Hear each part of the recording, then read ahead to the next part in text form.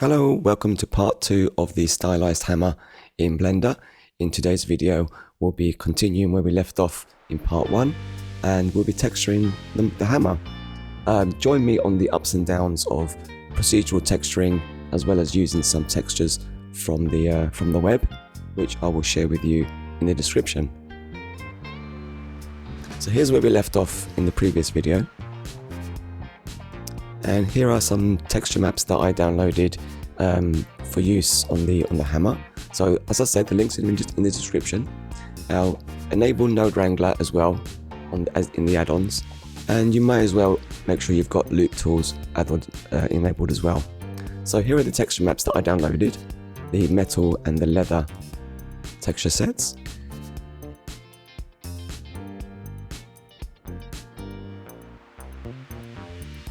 Before we start texturing, I'm going to add a cube, which we all know is 2 meters by 2 meters. So straight off the bat, we can see that the hammer is quite large. So before I start texturing, in fact, I've added an empty, not a cube at this point. And the reason I'm doing that will be clear in a moment. So it's always a good idea when you model all these separate elements, and they're not all, those different objects as you can see in the outliner. It's always a nice idea to group them, parent them, in fact, under an empty. That way you can manipulate the empty and rotate, scale, and manipulate your object as one. By the way, if I sound a bit nasally, it's because I'm getting over a nasty cold, so sorry about that. So there you go, we parented all the objects to the empty cube. Now we can just rotate it freely like that without worrying about messing the model up. It's important the cube is centered on the handle, because that's the pivot point effectively for the center of the hammer. So I'm going to add a cube. As I said, we know that's 2 meters by 2 meters, so you can see the hammer is quite large. So we'll scale it down.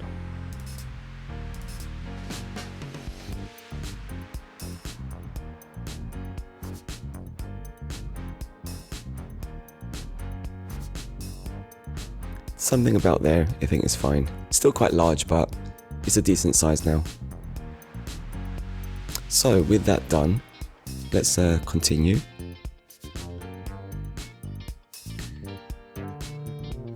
Probably best to rename the empty as well, the cube. So let's split the window and switch one to the shader editor. Let's work on the head.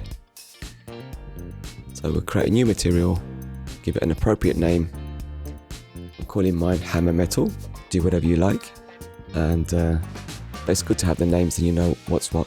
So let's start off with this texture set we got from Ambient CG. We're going to use these maps here, and the reason we wanted Node Wrangler installed is because we can add these nodes or the texture maps in one go, as opposed to adding them individually. Now there are some shortcomings depending on the file names and how they're named.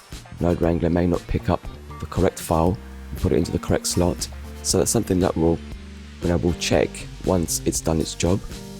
And here we go. So we'll go into the metal folder where you downloaded the assets. Select all of the files and click the button. And as if by magic, we've got all of our texture maps with all the appropriate settings connected to our principled BSDF shader. So now I'm going to go through and check that each of these is correct, and you can see there straight away metallic is actually using the color texture map, which is incorrect. We want to use the metallic, the metalness texture for that. Obviously switch it to non-color as it contains no color data. Roughness is plugged into correct place. Normal, it's got a normal map node plugged into the normal, and we've got displacement plugged into displacement. More on that later with the displacement, because as I said earlier, there's ups and downs with texturing like this, and I neglected to change one of the material settings to show bump and displacement. And in fact, what I'm doing right now is actually correct, although I did change it back to displacement, which was a mistake in hindsight, but I do correct that later in the video, so do stick around. And with that, I did put some markers, time markers, in the description so that you can jump to the final node setups for both the metal and the leather material. So just follow along. I'm learning as I go through this, and mistakes happen with these things because you get sidetracked or you forget to tweak something. But that's part of the learning process. So don't worry, you can always go back and amend these things very easily. So now I'm just checking to make sure that everything is correct. Let's enable rendering in the viewport. And oh dear, that looks terrible. What a shocker. So what's gone wrong here? You can see we've got some texture stretching down the side. Looks very ugly. And the reason for that is because we have each of these nodes is set to flat, which is the default. So we want to set that to box so that the projected texture map is projected as if it were a box, basically. So top, bottom, sides, that kind of thing. So we're going to switch all of these nodes to box format as effectively. And the blend type is, I've set a value of 0.2. You can do whatever you like there. And that basically means that if there's any edges that line up are visible and they don't repeat, if it's not a repeating texture map, that will blend in the seams for you, which is an excellent feature in Blender. So at this point I was a little bit perplexed because here I am changing the bump and the normal map and it doesn't quite work as I expected actually, so clearly something was wrong here. So don't worry about this for now. As I said, I'm just going to watch and this is a process that I went through, warts and all, ups and downs as I said, and yeah, we'll get there in the end, so don't worry. So I'm just going to apply all of this new material to all of the elements that we want this metallic to be on. That's looking pretty neat. So what I tend to do a lot, and yeah, as you'll notice when you watch the video, is I tend to pivot around the model quite frequently. Also changing the HDRI from the render drop down to see how it behaves in different lighting conditions. And that way it gives you a better indication of whether the metal you want is good and works for different lighting situations. So here we've got these frames that Wrangler created, which is nice, but we're going to tidy it up a little bit more. So I'm going to remove these nodes from its own group and put it into the main group. You can see there it's called textures. So hit the N key, you bring up this side panel. We can give that another name. I'm going to call it metal. And change the label size, something a bit more visible.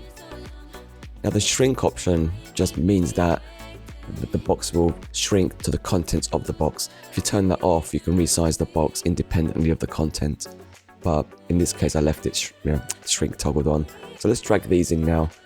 And that'll give us this nice big box. And because we changed the type from flat to box, these boxes now are a little bit taller and are overlapping. So I'm just going to move them across. So we've got a bit more of a gap between them. A bit easier to see. So again, just making sure everything's plugged in where it should be plugged in. Now at this point you might be thinking, that looks great, we can leave it at that. And sure, you can. You're more than welcome to just leave it with this node setup. It works perfectly fine. But the beauty of Blender is we can add more nodes, such as the color ramp as I've just added there, where we can manipulate some of the parameters of these images, such as the crunching of the dark areas and the light areas, to make it work better for what we want. So a bit of creative license, of course. So I'm just going to dabble with these values for a little bit on the roughness and get it to where I think it looks pretty decent.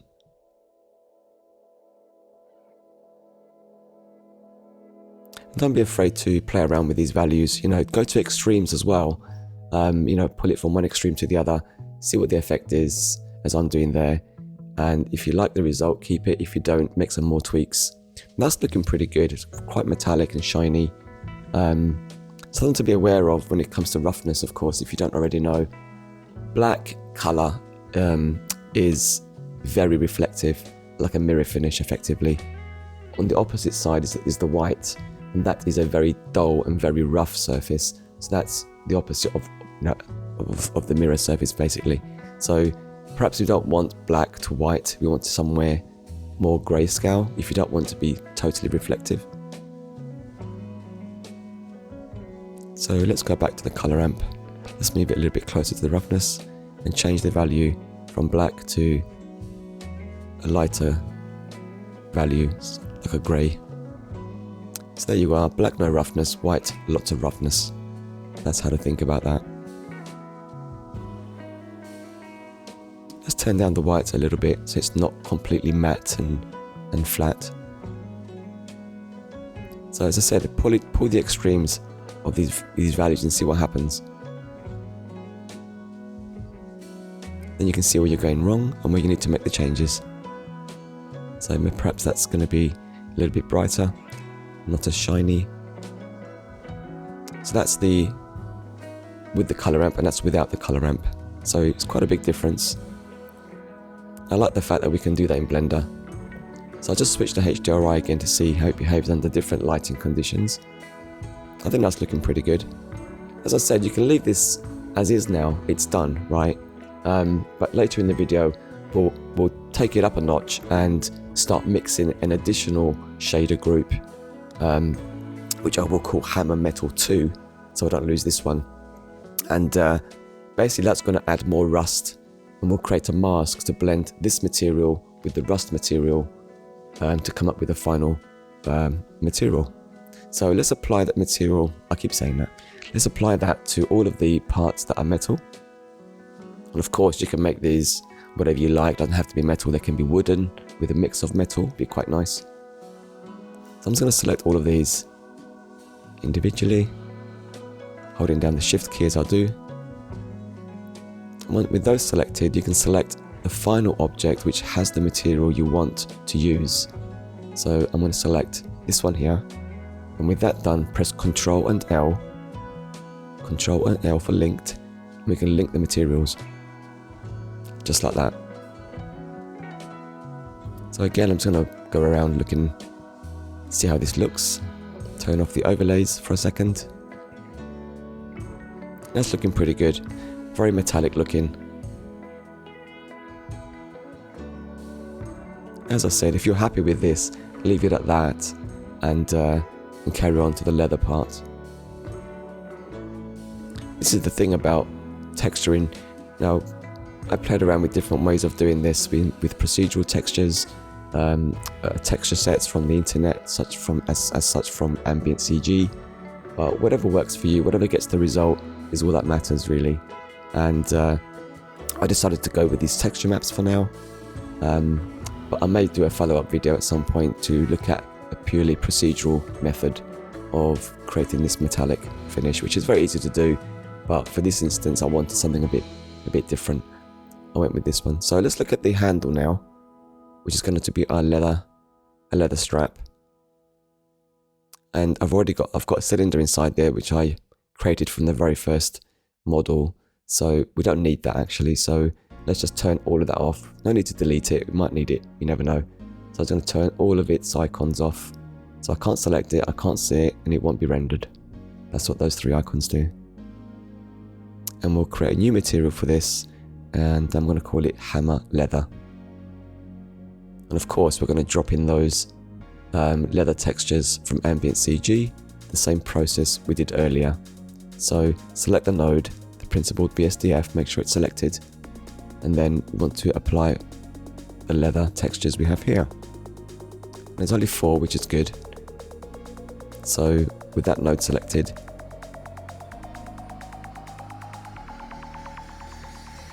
press Ctrl, Shift and T.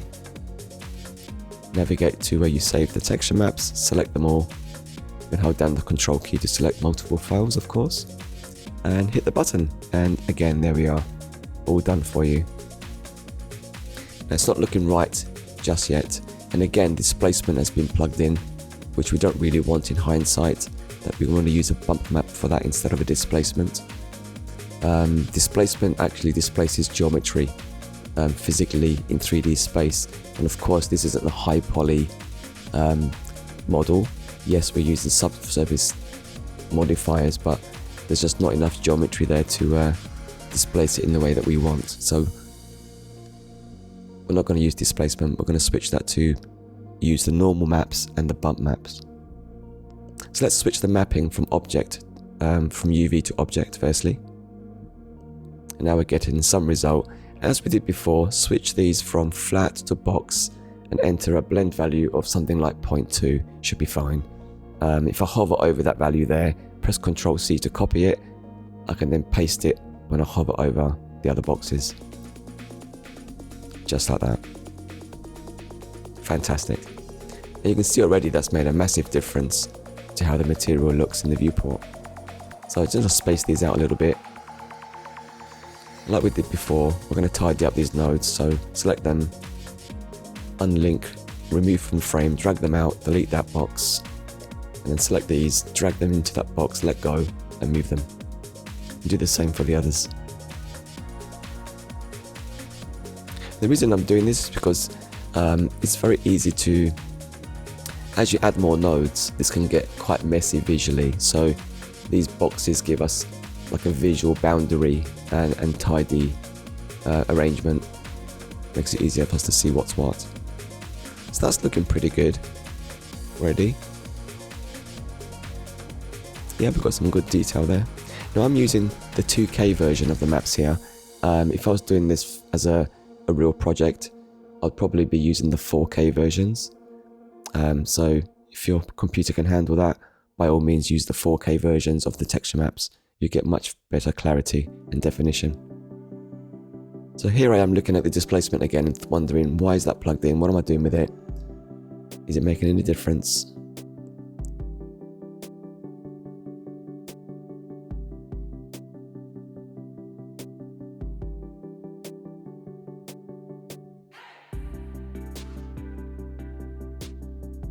So this is what we want. We want the normal map plugged into a bump map, and that bump map plugged into the normal of the principled BSDF.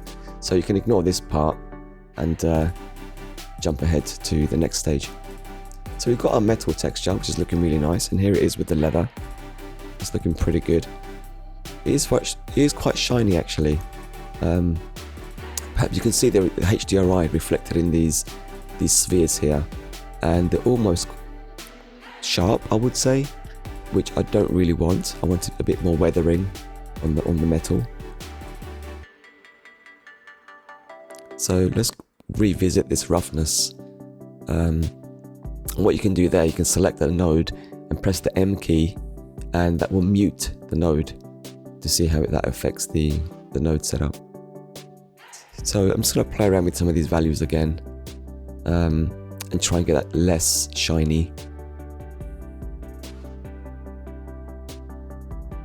This is all very subjective, of course. You may want to have a very shiny metallic look. That would look great. By all means do that if you feel that's what you want. So I'm happy with that. I think that's looking a little bit more matted now, a bit more weathered, not as shiny or as clean. So again, just pivot around the model, try and get it to be at the acute angles where the light's hitting it quite strongly, and that will really show up then any glitches or things that you may want to change later on. I'm just going to increase the subdiv level on the leather to 2 for the render and 1 for the viewport. I think that looks a little bit nicer. In fact, later in the video we're going to add a little bit more geometry to this. Very simple to do, quite basic things. Well, they are basic things in fact. So what I'm doing now, I'm just checking to see if anything else needs to be tweaked on the subsurf and we're not getting any jagged edges. So yeah, that's looking pretty good already. As I said, you can leave it right here as it is, and that's absolutely fine.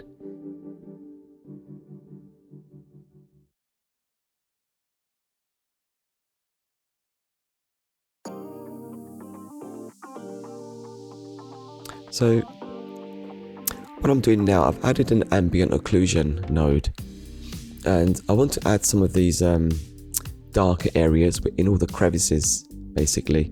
So we can do that with an ambient occlusion. There's many other ways to do this, which I've looked at recently, and I'll explore that in future videos. But for now, let's go with the ambient occlusion solution. That works pretty well. Really happy with that. So let's drop that in there. If you want to preview what each node can do, with the Node Wrangler, if you hold down Control Shift and then press with the left mouse button on the node, that will isolate that node in the viewport, as you can see there. So I can see exactly what I'm doing without having to see all the other stuff going on as well. Now for some reason, if I turn on local, I'm not getting the same effect, so I would have thought local would be as good. So I left that off. Samples I kept at 16. Distance didn't seem to make a huge amount of difference at this point, so I left it at 1. And that's going to be controlled through this color ramp we added.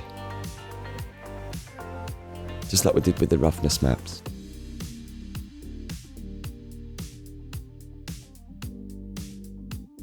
So again, inspect the model, have a look at all the nooks and crannies, and see how there we got a really good example of where it's really dark inside. That's exactly what we want to see. So that's working well.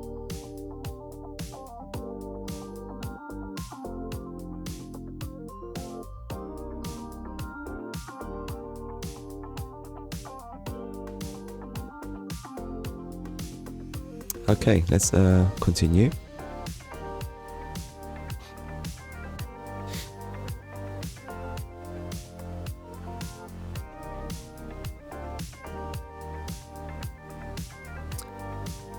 Now we're going to add a mix shader.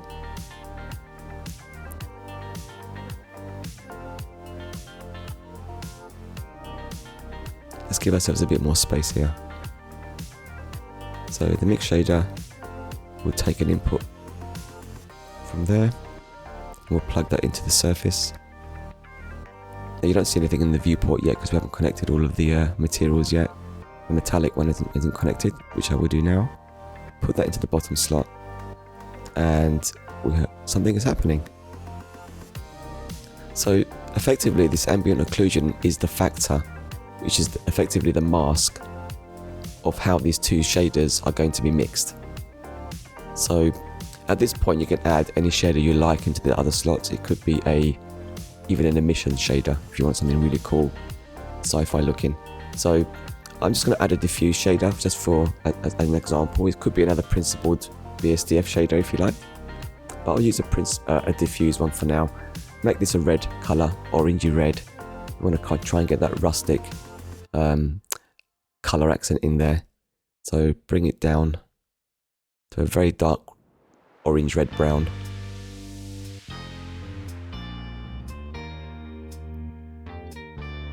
That's looking quite nice. You can see some of the crevices there. I've got this brown thing going on.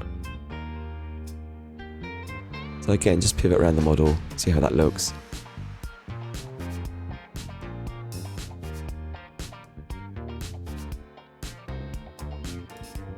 Yeah, I'm really happy with that. That's looking great. It's a very simple node setup as well. My advice when it comes to nodes, if you can, keep them simple.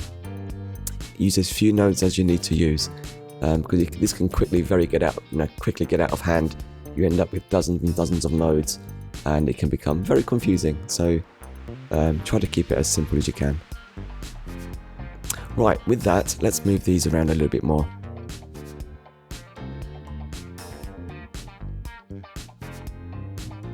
I like to keep things tidy because it really does help to stay organized and find things quickly. So with that, I've selected those nodes and copied them, switched over to the leather one now, and pasted those in. So now we can just reconnect the same inputs. We've got that pesky displacement plugged in as well, which you don't want. Let's just move these up a little bit more. And plug in the output. And there you go. Now this leather has the ambient occlusion going on as well. You can keep the same color, or you can tweak it to another color, whatever you like. So you can see there as I brighten it, I'm trying to see the influence of the ambient occlusion on the leather, because it's a much smaller element to the hammer. So I'm just going to try and see, if I push these around, what happens. I want to make sure these are a little bit tighter around the crevices.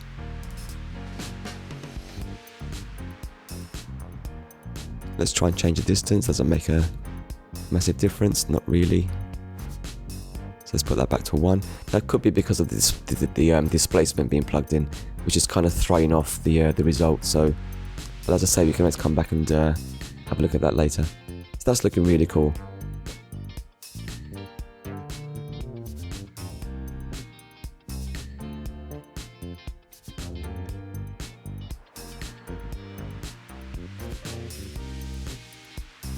You can see as we move the sliders, it gets lighter or brighter depending on the extent of the ambient occlusion. So with that done, I hit the control spacebar. That will switch to full window mode. That'll give me a nice opportunity to look around the model again, see if I notice anything that stands out that I don't like. Again, check all the angles. Look for anything that doesn't look right.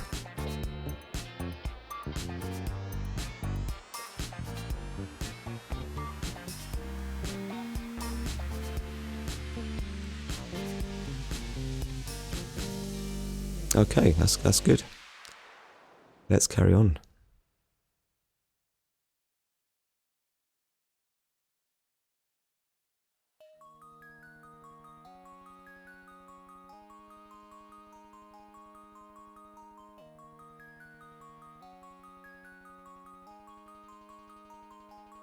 Switch back on the overlays with the icon there at the top.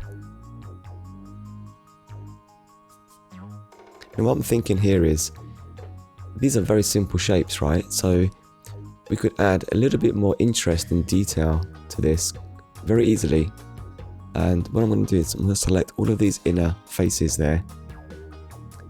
Press the I for inset and bring that in about halfway to the sphere. Just eyeball it. And then extrude those out a little bit down. Something like that. Because we have the ambient occlusion, we've got all these dirt, crevices and things happening. I think the more geometry we have, the more angles we have, that will be obviously working its way into those crevices as well. So that'll give it a bit more visual interest. But we also need to harden up these edges, because otherwise they're going to be smoothed out by the subsurf modifier. So with that selected, I'm using the bevel tool with segments to set to 2, shape to 1, so we get supporting edge loops either side of that selected edge. And we'll do the same for the one where that meets the base there. So with that selected, hold down the Alt key, left mouse click it, do the same thing, bevel it with either side, supporting edge loops. Very simple. I like this method because if I need to go back, I don't have to worry about things being rounded off. I can just select those supporting edge loops and delete them, and it goes back to what it was before. That's a nice way of doing it. That looks really nice, gives it a bit more interest now. So let's think about, maybe we can do that somewhere else as well, because these are basic shapes, right? They're just cylinders. So let's do the same for this one. So again, we'll select the top faces. I've pressed the C key there, which brings up a paintbrush effectively, where I can select just by painting over them. That's the C key. And you can increase or decrease the size of the brush, as it were, by using your mouse wheel, scrolling your mouse wheel. So with those faces selected, I've extruded them again, same as before, as we just did. We'll create another inset there to help support that. Switch to edge mode, Alt left click, turn off the subdiv so you can see that edge, and then bevel those together. We get those nice supporting edge loops again. Let's go back to object mode, turn on the subsurf, and there we go. Those nice highlights being catching on the edges. Now this ball, or the butt of the handle, was obviously in its original place still, so we need to move it down. You could just eyeball it, but I'm going to snap to the nearest vertex. So I'm going to turn snapping on, use the move tool, click the blue arrow, and then move my mouse over a vertex, and it will snap vertically to where that vertex is. And that's great. Turn off snapping, of course. Let's have a look at that in rendered mode. Yeah, that's nice. I do like that. I think one of the important things about some of these models is it's like paintings. If you've ever studied paintings or spaceships in movies or sets in a movie, things like weapons, spaceships, vehicles, they always have areas of no detail and areas of high detail, and that gives you that's what they call rest space, where the low detail is. And that gives you something to look at that doesn't overburden your visuals basically. So it works really well with high detail. So have areas of high detail in your model and areas of low detail. For example, you could have a cutout somewhere that's got maybe some mechanics inside it, or gears, intricate details, but then the rest of it is just plain. It's a plain, panel or something. So I'm looking around the model again, thinking, where could I add more detail easily with the same kind of process as we've just done?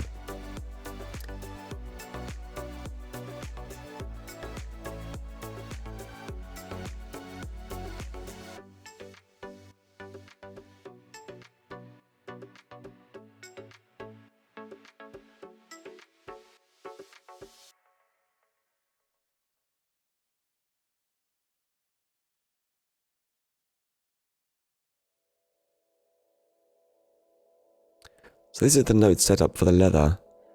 As I say, don't follow this one because it does use a displacement which is, as I discovered, not correct. So don't worry about that. Use the links or just watch the video towards the end and it'll be there, the correct final setup. And here's the metal. So here I am trying again these normal map values and not seeing anything that makes sense to me, because I put a value of 0.5 which is lower than 1, and yet it made it look worse.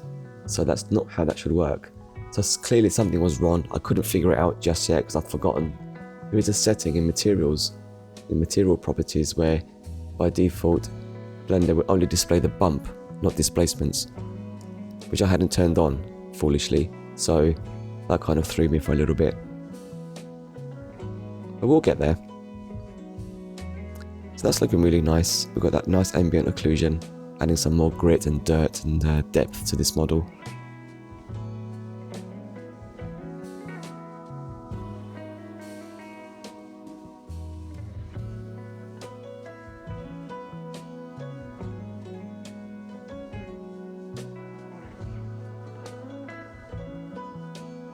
There's one thing that's bothered me with these little spheres, or bolts if you like, is they're very perfect, if that makes any sense. If you imagine someone's had to hit these into place, those facing angles wouldn't, surfaces wouldn't be so perfect. So what I'm going to do here is try to create some imperfections on these little bolt things. So I'm going to use LoopTools and create a circle of those selected faces. That gives us this result. The idea here is just to push those inwards, so it's a bit more flat, to indicate, that's where it's been hit or taken some sort of impact, maybe from battle or when it was being made. No, what I should have done there is press S and X. I'd actually forgotten to do that. And also our pivot point is, I could just eyeball it, but I'm going to be pedantic and place the 3D cursor at the location of this edge loop. So cursor to selected. I'm going to select those faces again, make sure we set our pivot to the 3D cursor. Switch back to faces, select these 4, and grow the selection by pressing Ctrl+. Ctrl+ and minus will grow and shrink the selection. Really useful. Again, I should have pressed S and X here. but I pressed S and I wasn't happy with that, so I switched to the move tool, or the scale tool I should say, and just clicked on the X-axis line there just to bring that in, something like that. As I'm doing this, I'm thinking I can see what I want in my head, so I'm trying to balance that out with what I'm doing on the screen. So a quick look at that. That's better, but not quite there yet. I feel it needs to have a little bit more of a harder edge. So with those selected, why don't we just inset them and create that ring of faces there that will make that overlap a little bit harder now. As you can see, that made a bit of a difference now. So I'm quite liking that result. That looks good.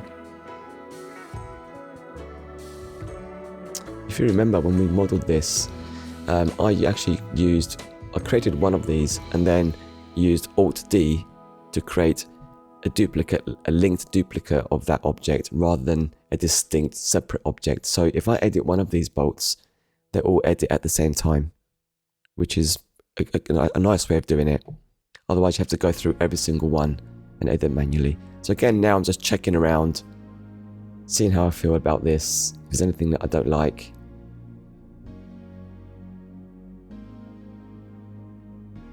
And so far I'm really happy with that. In fact, I'd say that this looks better than the original one that you saw in the animation. So I may have to render this out again as an animation just to see how that looks. So what I'm going to do here is I'm going to select this ring of faces on this part. I'm going to duplicate them with Shift D and then right click to leave them in place. Then press the P key to separate them into a new object. And switch back to object mode. You can see there we've got two objects. So that's the one we just created. We just renamed that to something a bit more appropriate. So I'm thinking we could have some kind of ribbed detail there. Again, high detail, low detail. Works really well visually. So with this ring of faces, let's select them all in edit mode. I'm going to S to scale them in the Z axis, however, we've still got the 3D cursor as the pivot point. Switch that back to medium point. So S, Z, make that size or whatever size you like. Now we can use the loop tool, which is Ctrl R, to add 4 edge loops. So right click to leave them in place. Might as well click on even just to make sure. And switch to face mode, Alt click, Shift Alt click to select these rings of faces. And with that done, we want to extrude them out on their normals.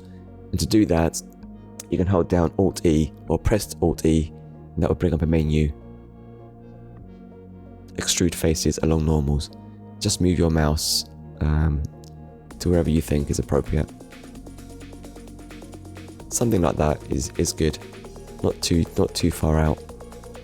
Of course, they've got the same modifiers as the original object we have. So we'll deal with that in a second. Let's delete these in between faces.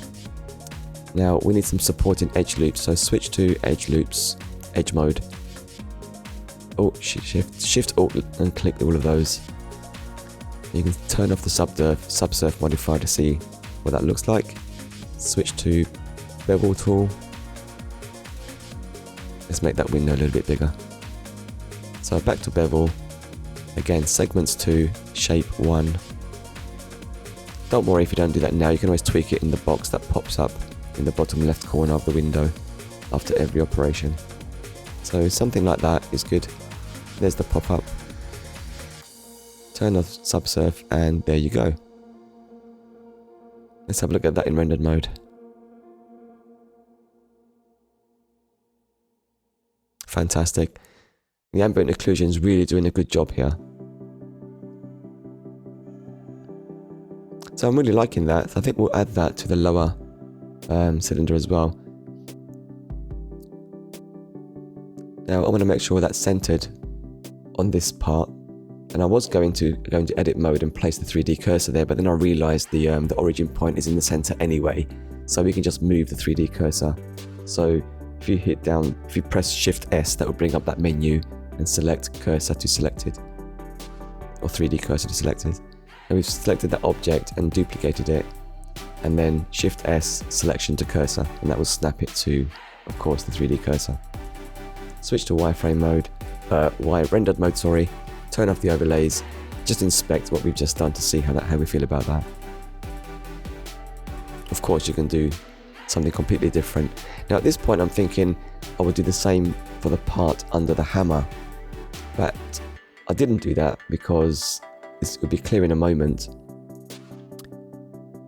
If I turn off the subsurf, I can't really see what's above that, so I'm going to isolate this object.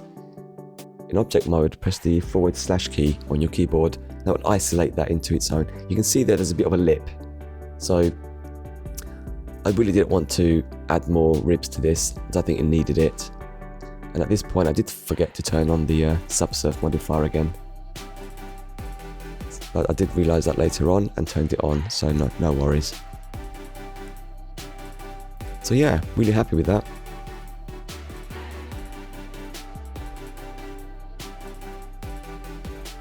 As I say, you don't have to do all of this. This is just me looking at the, maybe even overworking this, but I wanted to add a bit more variation to these bolts or rivets, whatever you want to call them. As you saw there, these are one object, so if you move one face, they all move together.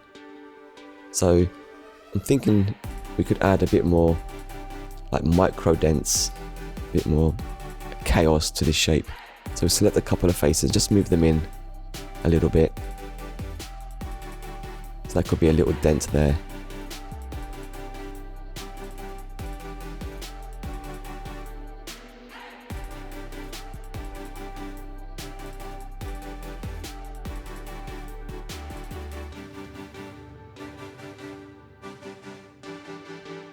So I'm really thinking, where do I want to add more detail? Should I add more detail to these? I decided not to. I just work with what I've got. Wasn't really worth spending a lot more time on this, because they are quite small in the context of the hammer. But that gives it some variation, and that will play with the light, of course.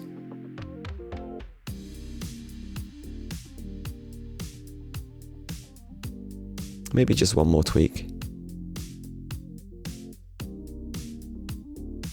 Let's switch to vertex mode.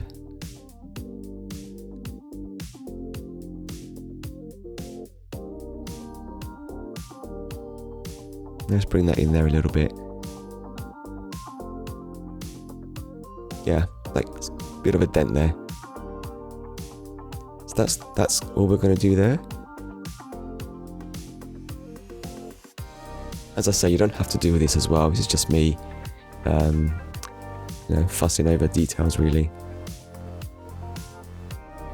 Let's split the window again and create a shader editor window there.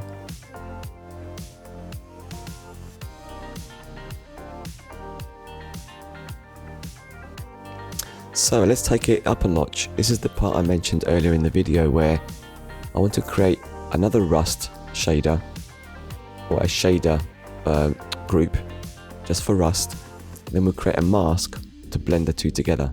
So what I'm going to do first is make sure that I apply the existing material to another object, just so we've got it in the Blender file, because otherwise Blender may delete the material if it's not being used by anything in your scene when you next load it up. So I'm going to assign that to this icosphere. There we go, just so we've got that there as a backup.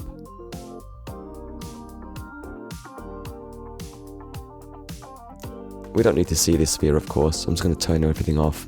Selection. I'm going to give it a name first, just so I know what it is. And turn off those options there. So we can't see it, we can't select it, and we can't render it.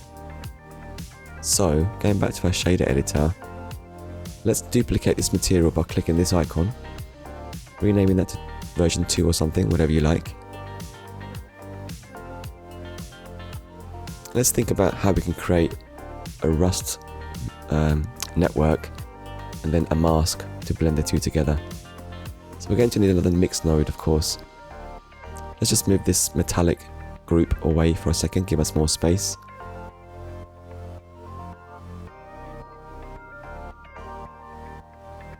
Let's start by adding a principled BSDF.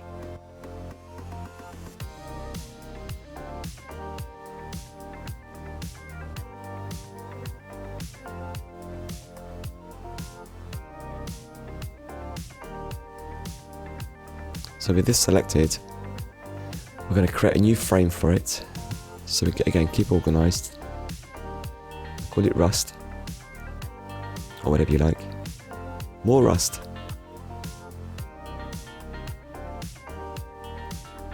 I mean, to be fair, you don't really need this. It's just something that I wanted to try. I'm quite keen on finding ways to mix shader nodes together in such a way that I get a better result than just using one set. But that's totally optional, of course. You do what you're happy with. So I'm going to take this color from the noise texture and plug that into the base color. I'm going to add a converter color ramp. Let's have a look what this is doing now. So remember, Control Shift and click on the node will show you the output from that node, as you can see there. So at the moment we've got nothing going on, just a black and white noise texture, barely visible in fact. And you can see it there. So let's crunch this and see what's happening. Again, go to extremes, and we can see our mapping is totally way off. So with that node selected, press Ctrl T, and Node Wrangler will add a texture coordinate and mapping node for you. And let's use the object as the vector. That's better. And let's tweak some of these values on the noise texture.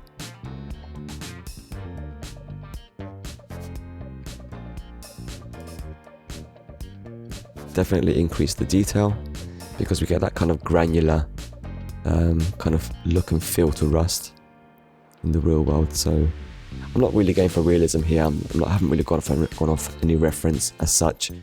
I'm just doing it through, you know, what I perceive to be rust looking and looks good on the screen.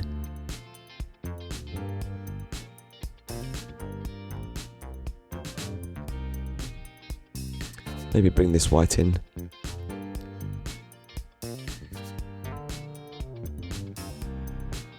And again, just find a colour that works for you.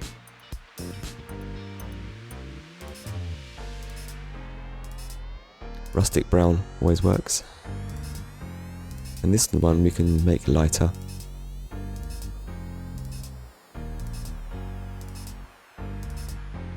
So I've copied that colour, pasted it there, and I'm going to raise the value of that. Bring the saturation down a little bit so it's not as burnt out. More towards grey. Let's go with that for now and see how that works. Let's make it metallic.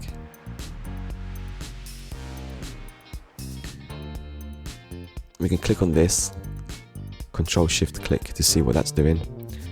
That's looking rustic, I hope.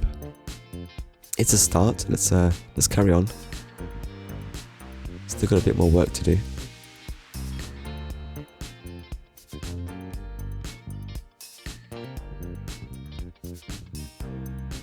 And some housekeeping first.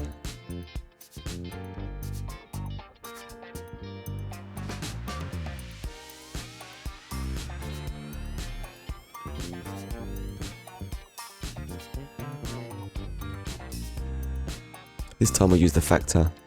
You can use either color or factor, it doesn't really matter because they're both going through color ramps. So we're going to plug that into the wrong socket as I've just done there. Very silly. Put it into clear coat roughness. So again, crunch these values. And plug that into the. I didn't plug it into clear coat roughness. That's just a visual illusion. Plug that into the roughness, and we've got areas of now very shiny, very reflective, and very flat rough areas. So we'll continue to play around with those values. But for now, let's maybe connect these up.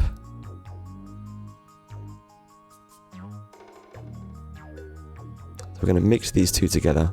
So we'll copy this node, select it, Shift D to copy it, bring it over to the side, and let's plug that into the lower socket. Bring our metallic shader into the last socket, as we did before. Plug this rust texture into the top socket. And now we want the factor to be the mask, of course. So you can see there we've got a blend of the two, 50-50. That's what the 0.5 is. It doesn't look, it looks okay, if that's what you want.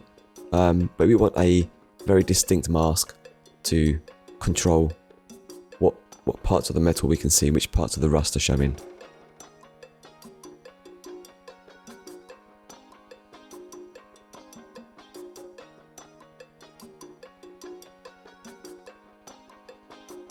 Let's add a color ramp again here. Put that into a frame. Give it a name. Let's call it Rust Mask. Because that's exactly what it is, guys. Let's use the noise texture we already have there as our mask and see if that works for us. So if I slide this across now, you can see it's all metal and all rust. We want the mask to control that blend of the two materials. So control space to make that full screen, be easier to work with. Let's plug that into the factor to become our mask. And if we click back on this one now, Control Shift and click, we can see what this mask is actually doing. At the moment, not a lot, because it's quite subtle. So we need to again crunch these numbers on these values, bring the black levels up. Let's bring the whites down as well. I'm going for like a clearer separation or harsher separation from rust to metal. As rust tends to eat into metal, so there isn't like a smooth gradient typically. So I could be wrong, but that's how I envisaged it. So I'm going to go with that. And with those nodes selected, copied, I'm going to take them out of that frame. You could add these again from scratch, bring them into the rust mask. So we have our own separate noise texture and mapping, gives us more control over the mask itself.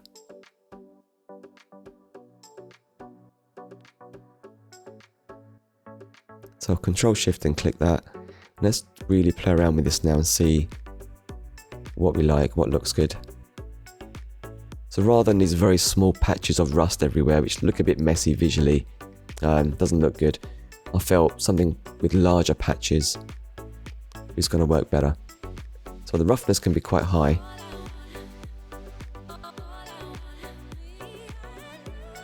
That looks like a cow skin right now. It's not a bad thing. It's the kind of map with the mask that we want. Large patches of white and black. So the detail is very high. The scale is fairly low. Now we can play around with these values again to get the desired effect.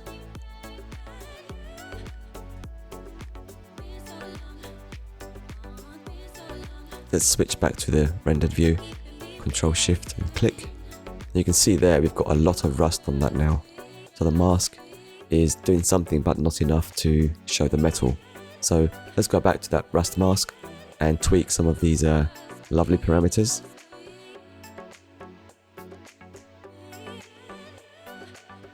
Please do let me know in the comments if you have any other ways, or anything that you've done that you can share with us, how you've done this kind of mapping before, texture mapping.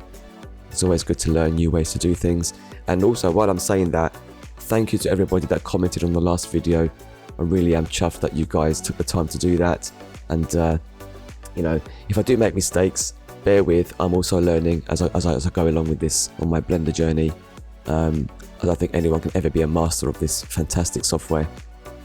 So if you spot mistakes, that's fine. I keep my mistakes in. I don't take them out even if I realize them, as in this video. So do point them out if there's something that I've done wrong. I will go back and obviously bear that in mind in future videos. But yeah, if you've got any tips, by all means, share them with the community. I'd love to hear from you. So there we go. We've just tweaked our mask. So we're going to apply that material to all of the other parts now again. So as we did before, select the materials, the objects, and switch that from the drop down to the second version, version 2 of the metal, which has now got an extra level of detail that we've just added with the rust. And of course, if you don't want this look, don't do that. Just stick with the original material. That's absolutely fine. I think that looks great.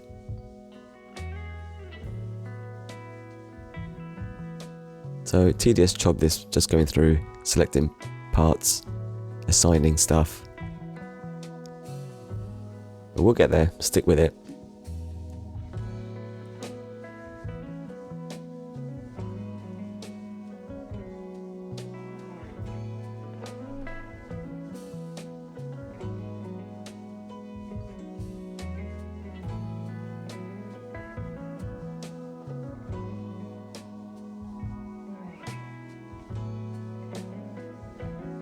You could also select them all from the outliner and apply them through the material drop-down properties. We need to make sure you hold down the Alt key when you do that, otherwise it won't work. We only apply it to one object. Almost there.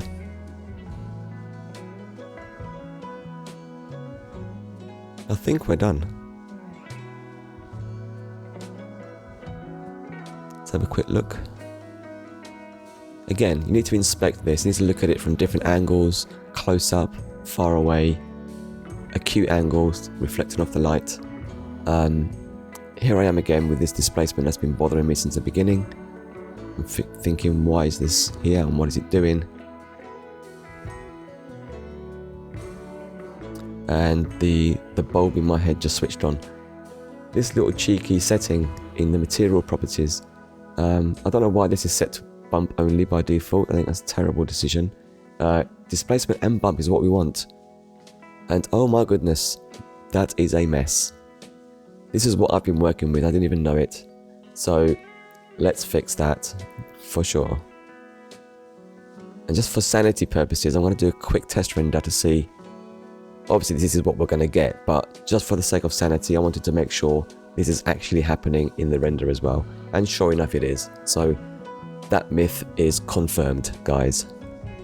So let's get rid of this awful displacement map and put it back to what my original concept was, which is a bump map. Sometimes you got to go with your gut, guys. Wow, that's pretty cool. Not useful, but pretty cool. If you scale that down, of course, it's going to look more like the original. But there's just not enough geometry there to use. Plus, we don't want to use the displacement, we don't need to. So, get rid of that. As I say, if you've made it this far, thanks for watching, really appreciate that.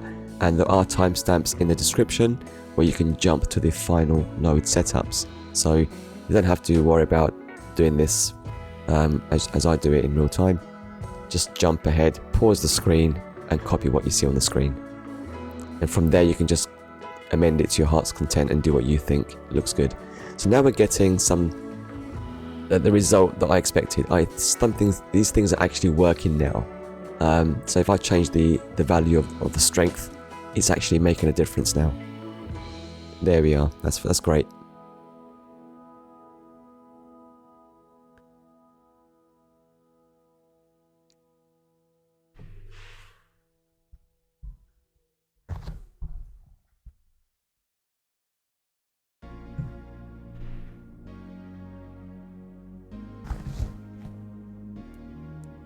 Now as I'm doing this, I'm noticing these dark spots on the rust, so I'm going to switch to a different HDRI, see how it behaves under different lighting.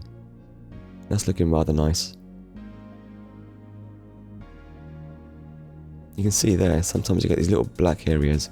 That's because our rust material, not the mask of course, the material itself, we set that to metallic, which is technically speaking probably correct. Hopefully it's still a metal when it's rust. But the color ramp for that roughness, you'll notice it's got black in there to white. And as we said earlier, black is a mirror finish. So we really don't, rust doesn't have a mirror finish, right? So, that was an oversight again on my behalf. that should not be black, that should be more of a grayscale value in the color ramp. So let's address that. Here's your culprit. That's what we've got now. Very shiny black areas and very matte finished. Very rough areas with the white. So let's put that into an angle where I can see what's happening. Let's try another HDRI, perhaps. The car park one's pretty good because it has a lot of greys in there, so it doesn't influence the colours of the textures. Hopefully that, you're getting, what you see is what you get, basically, with that HDRI. So let's go with that angle. You can see it's quite dark there, the rust. So we're going to take this black and just lift it up so it's not as reflective. So somewhere around there should be good. By all means, do whatever you feel looks good. Bring this down so we get a little bit more reflectivity at the top end. Hardly anything, to be honest, but it does make a difference. Let's click back and see how that looks now.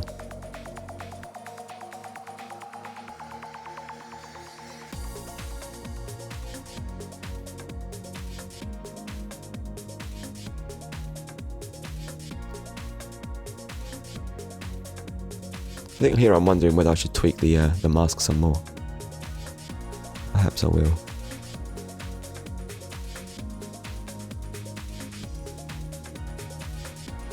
Maybe I won't. I thought about flipping it to see what happens.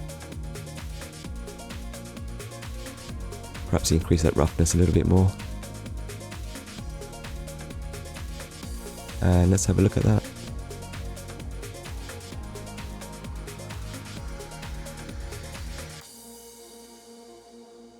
Let's have a good look around the model again.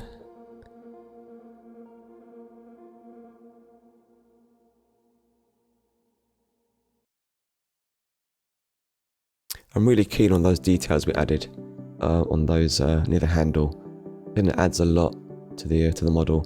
And of course we can do a lot more with this. You can go in and sculpt dents, scratches on the actual 3D model itself. So that's another way of doing something like this. Obviously the poly count may be higher than we expected, but that's always an option, or you can create normal maps from that and apply it to the model. So here's the node setup for the metal version 2. So we're using the normal map and the bump map, not displacement, remember that. And then we're mixing that with a rust group. Very basic groups these are, just mixed together.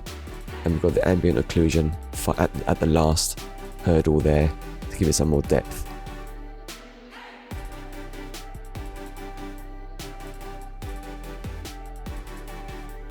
This is the leather material, but of course, don't copy this, please. It is wrong. Sorry about that. But as I say, I don't get rid of my mistakes. I'm learning as much as anybody else is with this stuff. This is the best way to learn Blender, I feel, is just jump in, try things out, play with with nodes, tools, whatever it may be. You're not going to break anything, and just make sure you save your work, of course, just in case. So with that done, I'm just going to pivot around, just turn around this empty, and have a look at this from different angles. And you can see there the subsurf toggle that I didn't turn on. I just spotted that. Let's turn that back on. That's better. So it might seem like a waste of time, you're sitting there watching me thinking, why does it keep looking at its model so much? Well, this is one of the reasons why. You see things that you've skipped or missed earlier on. So it's good to do this kind of due diligence. Make sure that you've got everything just so. It could be my OCD as well, actually. But that's another story. Yeah, so I'm really happy with that. I think that looks great. In fact, as I said, I think it looks better than the original hammer material that I created. That goes to show that you can change these values and get a very different kind of look, or very similar but better or worse in cases. So don't be afraid to experiment with these nodes, try things and see how they look.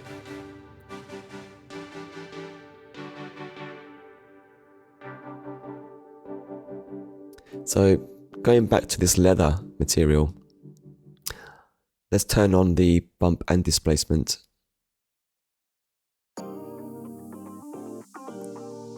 And there you go. The same nasty result. So let's unplug that. And let's switch this. You can switch it, by the way, by pressing Shift S. You don't have to delete the node.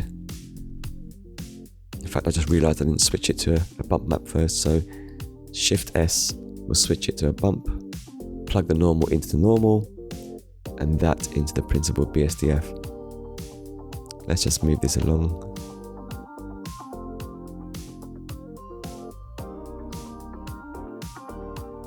And that's it. So this is the correct way to do it. At least the way that I did it anyway. Who's to say it's right or wrong? But this is what worked for me. And that's making a difference now. We can see that's working as expected, which is great. The normal doesn't seem to have much of an effect at this point. Probably because it's so subtle and the bump is also there, so not as noticeable. We'll just have a look at the node setup now. This is the final one. So by all means, pause the screen there.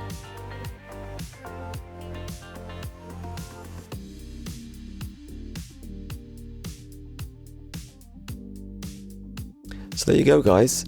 If you'd like me to show you how to create the animation that I made for this hammer, let me know in the comments. I'd be more than happy to do that. And I'd love to see this hammer actually animated now. So I might just do that anyway, but do let me know if you want me to do that as well. Thanks for sticking with me on this one. I really hope you enjoyed this and learned something new, as I did. And hopefully, I will see you all back in the next one. Thank you so much. For now, take care. Bye bye.